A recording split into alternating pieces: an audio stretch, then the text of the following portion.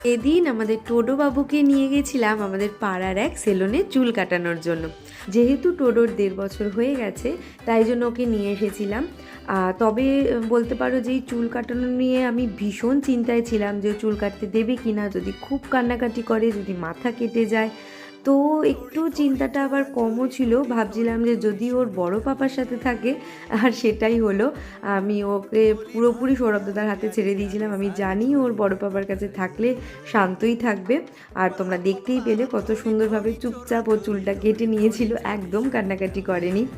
তারপরে আমরা বাড়ি আসার পরে ওকে মাখিয়ে দিয়েছিলাম চন্দন। এটা জানো তো, আমরা যখন তিরুপতিতে ঘুরতে গেছিলাম ওখান থেকে কিনে এনেছিলাম। ওখানকার বয়স্ক বাচ্চা মহিলা যারাই টাকলু হয় তারাই দেখেছিলাম মাথায় এগুলো মাখে। তো দোকানদারকে জিজ্ঞেস করায় ওরা বলে যে এগুলো মাখলে নাকি চুল ভালো হয়।